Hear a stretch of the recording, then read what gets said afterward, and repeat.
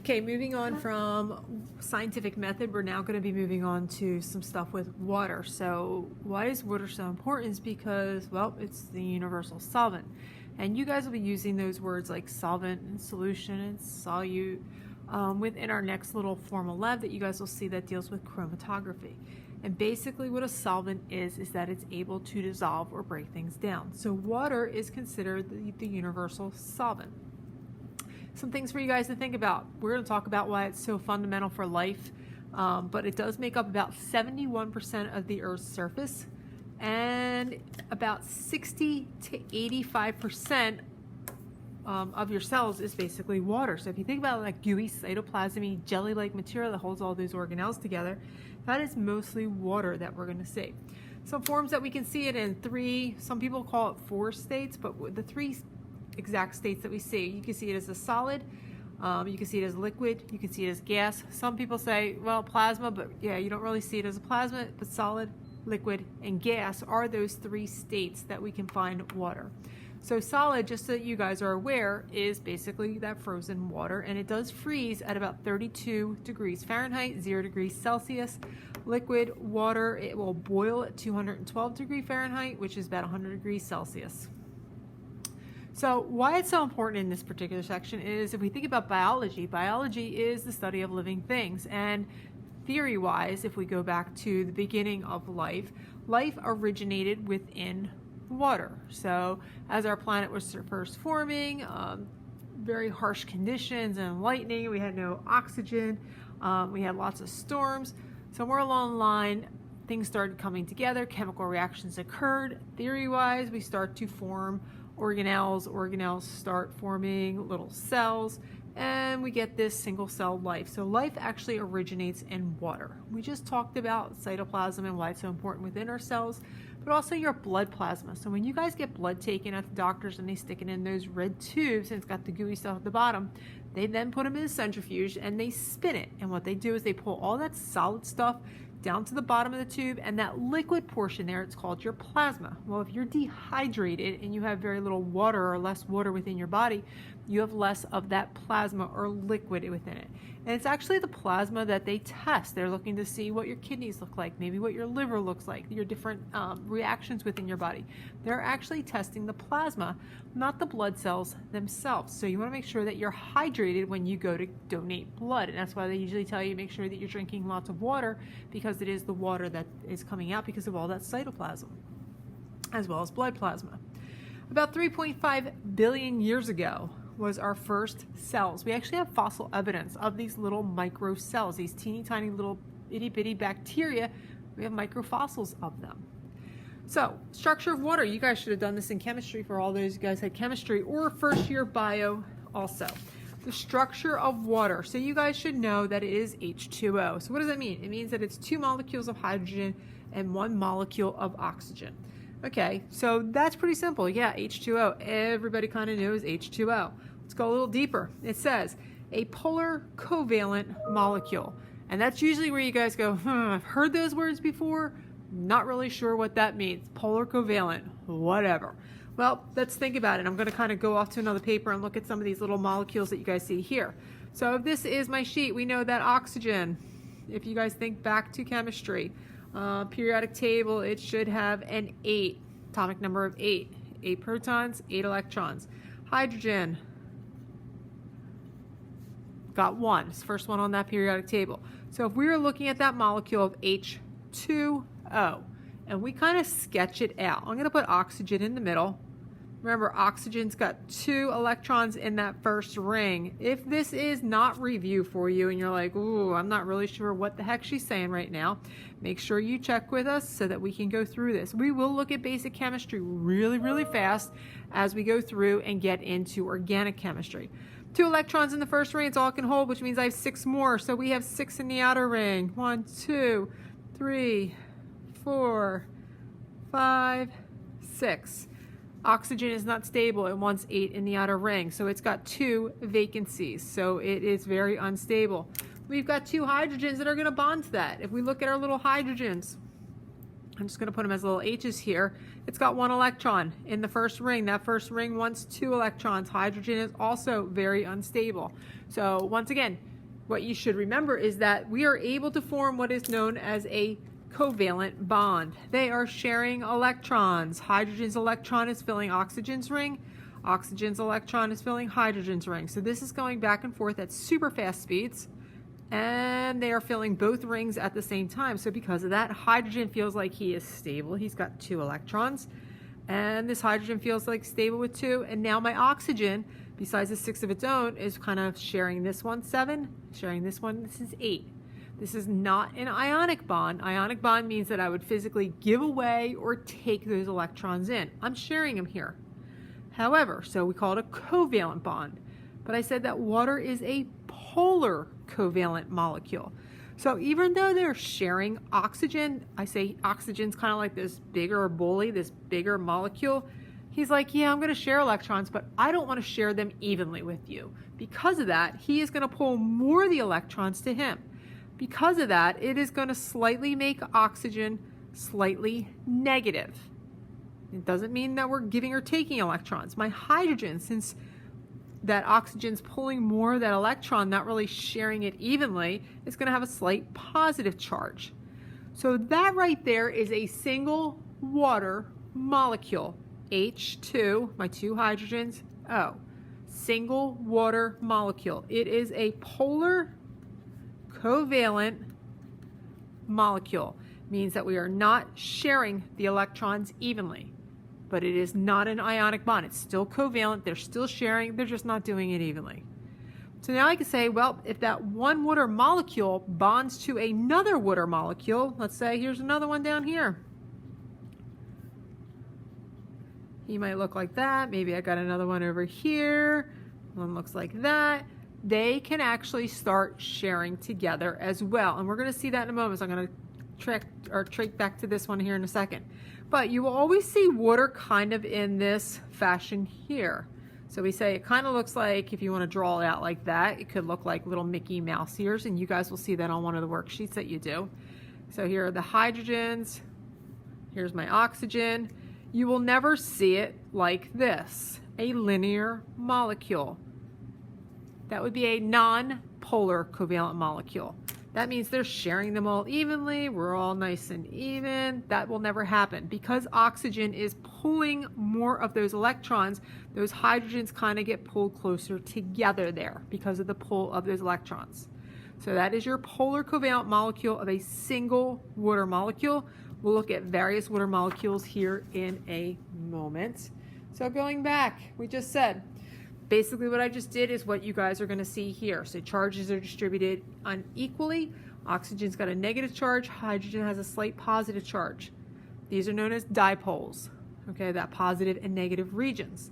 It's because of that dipole, it's because of those positive and negative regions that it is able to hydrogen bond with other polar molecules. So a single water molecule is a covalent bond, sharing electrons. But if I join this water molecule with this water molecule, it is going to hydrogen bond. So hydrogen bonds are now going to form between the hydrogen, which has a slight positive to it, of one polar molecule to the oxygen of another polar molecule.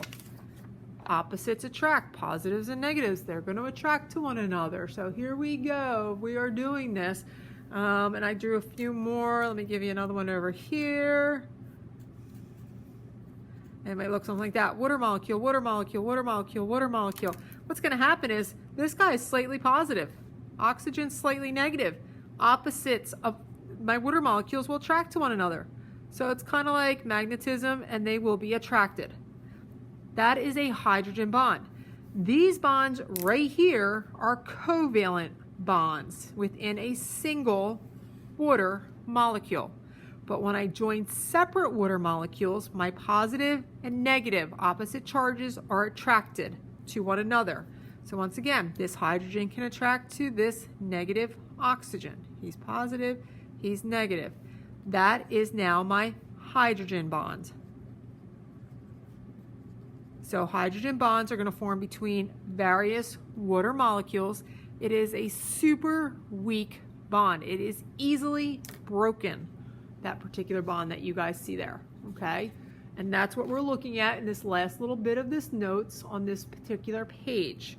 So they are made and broken easily, and that polarity allows us to dissolve many substances. And why it's so important within the body, because we're able to utilize it within blood, and we have different reactions, and things can be broken down, and that's where we're going to see it.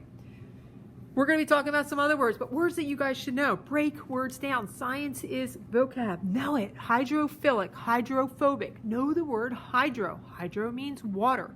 If you have a phobia of something, you have a fear of something. Arachnophobia, a fear of spiders. So something that is hydrophobic means that you have a fear of water. Hydrophilic means water loving. So for instance, polar molecules are attracted to water. I can put something like sugar. You go home, you decide you're going to make some Kool-Aid, you put some sugar and some water, a little bit of flavoring. That sugar is going to dissolve because it is hydrophilic. It loves to be near water. If you put oil within that water, that is hydrophobic. It wants nothing to do with it. It doesn't want to blend with it. It doesn't want to mix with it. It's not going to break down. It is insoluble in water. So we can say that non-polar molecules that repel water are hydrophobic. So for example, oil is hydrophobic. It does not dissolve in water. It is said to be insoluble. Because of the hydrogen bonds that we just created between various water molecules, certain properties are going to exist. So we can say hydrogen bonds result in properties of water, such as what is known as surface tension. And we say that water has a very high surface tension. All those little water molecules are sticking together. Within surface tension, and these are the words that you guys will be utilizing within your chromatography lab, we have things like cohesion and adhesion, words you should have heard in first year bio. You're probably like, yep, heard them, have no idea what they mean. Here we go. Let's reiterate what they mean. Cohesion means the ability to resist the breaking of hydrogen bonds under tension. So you're going, all right, so what does that mean? Well, basically, water molecules are sticking to other water molecules. Cohesion. All these water molecules are sticking together. So if you look at a bug that's walking across water and you go, oh, look at that bug. It's really cool. It's kind of walking across water. How come I can't do that? That bug is light enough that he is not breaking the cohesion. He is not breaking those hydrogen bonds between water molecules. You guys try to do it. You got a little more mass than that bug does there, and you're going to break those hydrogen bonds and go right through water. Adhesion is the ability to stick to other polar molecules. So the attraction of unlike. So for instance, water to glass, first year bio. Have you guys ever had those microscope slides and they're like, oh, wash them, but lay them out flat, don't stack them on top of one another? Because what happens if you put microscope slides on top of one another, glass on top of glass, and let's say there's a little bit of water in between, they actually will stick together, and that water between it is adhesion. It adheses it together, sticks it together. I can also think of adhesion and cohesion as the way that molecules are able to move up a tree. So let's say that here's our little tree. I'm not the artist, so go with me here. Okay, so what happens is we need to get water up to the top of the tree there. So how is that water going to get to the top? Well, we can use adhesion. And what happens is after it rains, water goes in and it gets picked up into the little roots. Going to move it up through the xylem, which is the little transport system within the tree, and those little water molecules are going to stick together. Cohesion. And as they stick together, they're going to force the molecules to move up the tree. I can also see adhesion, because I just said we have the xylem, which is the transport tissue within the particular trees that we're going to see. Those little water molecules are also going to stick to the xylem and move up as well. So they can stick to each other, cohesion. They can stick to unlike substances, which would be the xylem, so water sticking to the transport tissues, and that would be your adhesion, moving up. The way things move up against gravity is what is known as capillary action. So it's the movement of water, or any liquid for that matter, along a surface caused by cohesion and adhesion. It moves against gravity. You are going to see this hands-on with our chromatography lab that we will be doing. But basically think like paper towels. If you have a spill on the table and you take your paper towel, maybe you go like this with it, that water is going to start transporting itself up. That paper towel sucks up the water. It's also the way that plant roots are able to pull water up the tree, like we just demonstrated right there. In addition, what we have there is drinking up. So it's basically the capillary action of water molecules into a substance and swells. If anybody planted seeds, I know gardening was huge this past summer because everybody was home and they wanted to do things outside with their kids. So maybe they planted a garden and maybe you planted some seeds. Seeds go through this action. You're putting them in the ground, you're watering the ground. Well, that water gets sucked up into the seed and it causes seed germination. And the reason it germinates and we get this seed that actually is going to swell and burst is because the water is moving into that particular seed. Eventually those little rootlets, the little roots that come out of it. And if you've ever seen or gone to like a pond or a lake and you pull this old piece of wood, maybe there's a piece of wood on the bottom, you pull it out and it's super heavy, it's waterlogged. In addition, we have swelling of it. Water has moved into it. Also absorbent towels. So maybe when you get out of the shower and you're drying your hair, you're drying your hair with that towel, it's pulling the water from your hair. So it's kind of like helping it to swell. That towel is pulling it out there. Okay, so those are some properties that we have of our water. As we move on, some other different things that you guys are going to realize. We talked about specific heat and things like that. So we know that water is going to have resistance to temperature change. It's going to have a high increase or high chance of resistance to temperature change. Meaning it takes a lot of heat to change the temperature of water, which is really, really good. Think about hot summers. That hot air, 100 degrees, if our ponds heated up as quickly as our air temperature did, that water would pretty much be too hot for organisms to live. So in order for things to raise or change temperature, we have this high specific heat. You may have done this in chemistry lab. You know, how much heat does it take to raise 1 milliliter of water 1 degree Celsius? And it takes a lot of energy to do that as opposed to maybe other liquids like alcohols and whatnot. We also have a high melting point. Things for you guys to remember. In order to form ice, water is most dense at 4 degrees Celsius. Okay? Water is most dense at 4 degrees Celsius. Ice is 10% less than 4%, which is why ice floats. Because if that water started freezing from the bottom and worked our way up, think about all our little critters there. So if water froze from the bottom and worked its way up, all those fish, organisms, living things would be up on the surface and eventually would die. By having that 4-degree water up at the top, having that frozen water at the top and working our way down, that 4-degree water allows organisms to survive down there. So it kind of insulates it. Ice comes from the top and works its way down and gives them kind of this little layer to insulate and allow them to survive. So my ice forms at the top, my 4 degrees Celsius is most dense, and that's not going to freeze, but it's going to work its way down so that organisms are able to live. So super important for living things. Most energy from heat is used to break those hydrogen bonds instead of causing the molecule to move. And that's why we have this high heat of vaporization, high specific heat, high melting point, high boiling point, as well as everything else. Chromatography lab, like I said, I keep bouncing back to this. You guys are going to see words like this: solvent, solution, solute, things that you should have seen before, heard before. So here we go. We said water is a universal solvent. That is the liquid that does the dissolving. Can other things besides water be a solvent? Absolutely. First year bio maybe used hydrogen peroxide instead of water as a solvent. Anything can be used as a solvent, liquid, as long as it is breaking things down or dissolving things. That solvent is a large part of the solution. Solution is my solvent and my solute. The solute is what the solvent is breaking down. So you go home, you're making iced tea mix with water. Say that iced tea mix is going to be your solute, water is going to be the solvent. You put them together, you stir them up, you mix them up, you just made a solution there. Let's see, usually your solute is going to be lesser quality. Solvents, what we can dissolve ionic compounds, NaCl, Okay, salt water, or basically salt. We can create salt water. We take water, put it in there. We're breaking the bond between sodium and chloride. We can dissolve polar covalent compounds such as amino acids, and we'll get into amino acids when we look at our organic chemistry a little bit more. We can also do smaller organic molecules such as sugars. So carbohydrates are larger organic molecules. Sugars are the smaller version of that. Once again, not only amino acids, but we'll also look at sugars when we get to organic.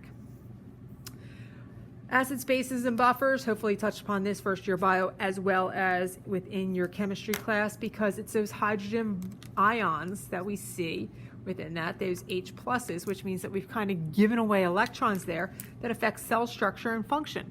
So it's not like acids and bases, chemicals that you think of, but it happens within our body all the time. pH plays an important role within our body, and we have different pHs within our system. So our blood will have a certain pH, urine will have a certain pH, your stomach will have a certain pH, your kidneys function at a certain pH, and they can all be different. It's not like you just have one standard pH all throughout your body. And if that pH is off within that system, it can actually lead to death, because enzymes, which are certain special types of proteins that help speed up reactions, are dependent upon these particular pHs, and they can denature or get broken down very easily if the pH is not correct. If those enzymes don't work and reactions don't occur, it can actually lead to death. So water can break apart into hydrogen and hydroxide ions. So these H pluses are my hydrogen ions, those OH negatives are my hydroxide ions. Okay, so because of that, if we look at water, H2O, water is neutral. We have the same number of hydrogen, oxygen, positives, negatives that we have within there. So it is going to be neutral. We don't have more of hydrogen ions or less of hydrogen ions. And we'll see that in the pH scale coming up for you guys. Remember that pH, when we talk about pH and what it does, it actually is going to go through and measure the amount of hydrogen ions in solution. The more hydrogen ions you have, the more acidic something is. So if I have equal amounts of hydrogen and hydroxide ions, it's neutral. It's a pH of 7. But if I have more hydrogen ions, I'm going to become more acidic. 7 to a 6 to a 5 to a 4, and so on. If I have more hydroxide ions, which means I'm going to have less hydrogen ions, I'm going to become more basic, and that's anything higher than 7. So 7 to 8, I have more hydroxide ions. 8 to 9, I have a lot more hydroxide ions. And things to remember is that bases can be just as dangerous as your acids. So you're going, well, an acid of 6 to 5, well, that's not that bad. It's only 1 over on the pH scale. It's actually a lot more dangerous than what you guys realize. So thinking back, pH scale is measured from a range of 0 to 14. We'll see another example of this. I'm going to stay on the next page. 0 being the most acidic and 14 being the most basic, 7 in the middle, smack dab neutral. And what that means, once again, is that my hydrogen ions are going to equal my hydroxide ions. I have no increase of either one, which is why water, H2O, is neutral. I don't have more hydrogen or hydroxide ions. They are equal there. Every time that we move along that pH scale, remember that it is going to kind of be logarithmic. So it is 10 times stronger. It has 10 times more of those hydrogen ions in solution than the previous number. So you can be like, oh, I've got a pH of 6. It's not that bad, as opposed to a pH of 5. Well, it's 10 times more. So 7 is neutral. A pH of 6 means you have 10 times more hydrogen ions. pH of 5 means I have 100 times more than what I had at 7. I have 1,000 times more for a pH of 4 than what I had at 7. And the same goes the other way, but now we're dealing with those hydroxide ions. So 10 times as many, 100 times as many, 1,000 times as many, and so on. So each change of the pH is 10 times stronger. You just can't say, oh, it's one step over on the pH scale. It's just 1 time stronger. It's 10 times stronger than the previous step that you have there. Okay. Acids and bases. Acids, all substances that donate hydrogen ions. We said that there are more hydrogen ions in solution. Your bases are the ones that are alkaline. They have more hydroxide ions within them.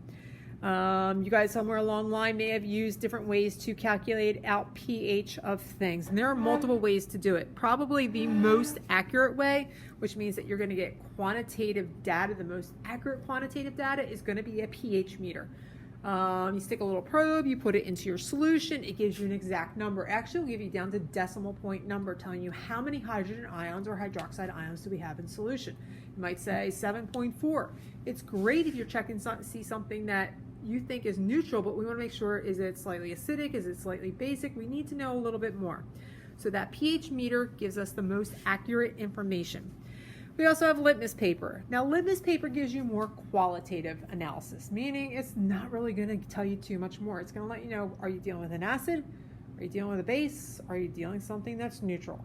So it's going to be more descriptive rather than something that's quantitative, giving you a number on that particular pH scale. Litmus paper, you have red paper, you have blue paper. You have one of each. You have an unknown solution. You're going to take that litmus paper, you take the blue, you dip it in, you take the red, you dip it in. If red stays red and blue turns red, then you're dealing with an acid. So anything that is red is an acid. My next solution, dip red and blue. You always have to test both. Dip red in, dip blue in. Let's say blue stays blue, red paper turned blue. It's because of the reaction with the hydrogen and hydroxide ions. Anything that blue is going to be basic. If you dip them both in and neither one changes, it means that I have a neutral solution. The one that you're probably used to using most of, if you have a swimming pool or you have maybe a fish tank and you check the pH of that to make sure that that environment is healthy for the fish, you're probably going to use pea hydrant paper. It's orange paper. You pull out a big piece, you dip it into your solution, and it's going to change based on the color wheel that you have. So once again, red is going to be your acids. It may go pink, it'll start to go green, it will start to go blue. By the time you get down to blue, you now are going to be within that base range. So it's going to give you more of that qualitative as well as quantitative. It changes colors and it gives you a number. It's not going to be exact. You can't go, oh, look, there's a 7.2 with the pea hydrant paper. No, you can say maybe 6.5. You can maybe go between two of them. But the solid numbers, you can say it's definitely a 6 or a 7 or an 8. It's going to be better for that. You can also use indicators that will also describe. So red cabbage juice, for instance, if you boil red cabbage, put it in some water, it can actually make its own little color wheel so that you can determine maybe unknowns. So if you don't have any of this stuff, there are ways that you are able to do that, and it's more of a qualitative or descriptive with that. Not too much of strength. It won't really give you too much number-wise, but it will let you know whether you're dealing with acids or bases, and it's a way that you could do it if you didn't have any of these other methods there. I'm going to skip over to this side first because there's my little pH table that we were just kind of working with. So it says when a strong acid and a strong base interact, a salt is formed. So if I take that strong acid, HCl, hydrochloric acid, and sodium hydroxide, acid, base, I join them together. We have this reaction. It's called a neutralization reaction. And when this occurs, my hydrogens as well as my hydroxides are going to kind of combine together, and it creates water, and it will also create some salt for us. So you end up with NaCl and you end up with some water there. So equal things of equal amounts. So if I put them together, I can get something that's more of a neutral solution, which is why it's neutralization. Here's my scale, 0 to 14. 7 smack dab in the middle is neutral. Pure water is neutral. Anything less than 7 is going to be an acid. Anything higher than 7 is going to be a base. The farther away you go, the stronger it becomes. Some characteristics of an acid: it is usually sour tasting. If you think about things, lemons, for instance, they're usually sticky, they're sour. Some examples of things that you guys have: stomach acid, lemon juice, pH of 2, lots of hydrogen ions. Soda, vinegar, if you are a soda drinker, you're probably wearing some of the enamel off your teeth because it has a pH of 3. Coffee is a pH of 5. Urine that your body produces has a pH of 6, so just slightly acidic. Your bases are usually going to be more bitter tasting. It's more slippery if you put on your finger. Things like cleaning supplies, like soap and substances like that, they're usually more basic. Your saliva, seawater, pH of 8. Milk of magnesia, people take it to kind of calm their stomach acid. Well, we're taking a kind of a stronger base, stronger acid, combining them, we're trying to neutralize it just a little bit. Ammonia and bleach are your strong bases that you have there. Buffers. My last little bit before we look just real quick at some stuff with reactions. So within your body, you have something called buffers, and buffers basically help maintain the pH within your system. We'll also deal with buffers when we get to gel electrophoresis. It's going to maintain the stability of the gel that we're putting DNA or amino acids into so that we're able to run it. Depends upon what the pH that we want to maintain it. For gel electrophoresis, we want 8.2 to 8.6. If it becomes too acidic or too basic, it's going to destroy the substances, the DNA, the proteins that we may have within that particular gel. Buffers within your body maintain the pHs within those systems so that they are able to run correctly. Your lungs and kidneys, remember, they filter waste. They balance the pH in your body. They are exhaling out carbon dioxide. If you keep that carbon dioxide within your system, it becomes too acidic. So we're releasing hydrogen waste. It's helping to maintain homeostasis and internal balance. If you start to build up these different things and your buffers are not working, you're starting to build up hydrogen ions, you can go through something called acidosis. Too many hydrogen ions are present, so kidneys and lungs aren't working. We build up hydrogen waste. A lot of times we see it with diabetics, and it can actually lead to coma. It can actually lead to death. If we go the opposite way and now we are too basic, what we can have, usually we see this with pregnancy. Sometimes we have this buildup of hydroxide ions within our system. It can lead to something that is toxic, can lead to convulsions, it can lead to problems within the nervous system. So what buffers are, you have bicarbonate salts. They're used for your primary buffering agent within the body. Bicarbonate salts help to maintain homeostasis, internal balance. My blood should be close to neutral, about 7.2, 7.4. So I want to make sure that I maintain that. Your body has these systems, these buffers that are allowing us to do that. Okay. On the back, just real quick, you guys are going to go through this on your own, but it just goes through some chemical reactions. Look at them. Let me know what your questions are on there. These are ones that you guys should have done in chemistry. Go through them. We also went through them in first year bio, so whether we're talking about synthesis, building up reactions, remember these words: dehydration, synthesis, hydrolysis, building up, breaking down. We are coming back to these again, okay? Down the bottom, it talks a little bit about coefficients, subscripts, and how to balance equations. It is important. Am I going to put them on tests for you guys and say, oh, let's balance these equations?